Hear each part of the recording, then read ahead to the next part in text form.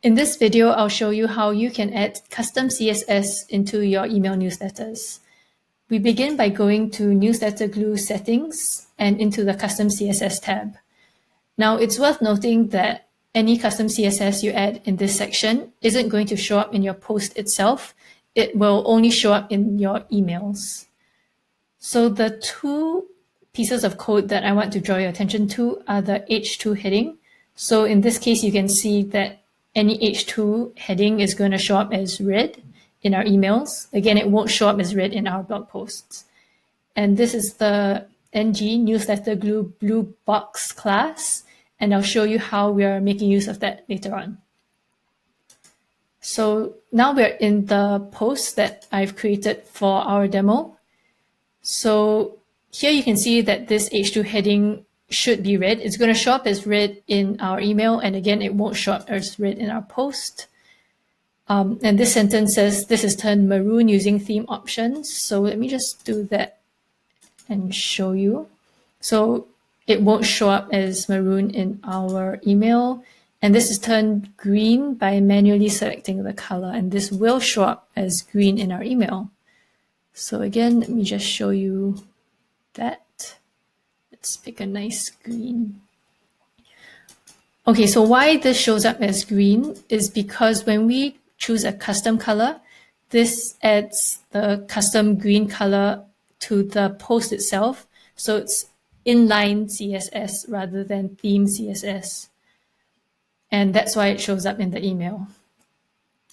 And now let's look at this. So this block has a colored black background, but it's selected from the theme defaults. So let's select this. So the background color won't show up in the email, but it will show up in the post. And let me show you a reusable block that I created. So ng blue box. So let me show you how I can check the class name of this box. I'll convert this to a regular block. And from here, I can go to advanced, and you can see that the class is ng blue box. And if you recall, this is the same class shown here. Okay, so we've got a bunch of stuff now. Let's send this to ourselves. We can just send it as a test email so that we can see how it looks. Okay, so test emails usually come pretty quickly, but while we're waiting, I can just talk a little bit about this guide. Okay, so our test email is here now, but let me just quickly talk you through this guide. So this is Campaign Monitor's CSS guide that I really like.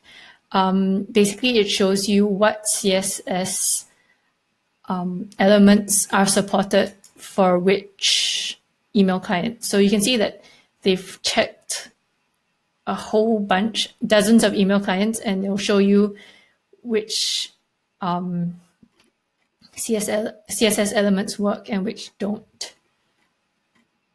So if you're planning to write some custom CSS for your email newsletter, it's worth going through this post and just double checking.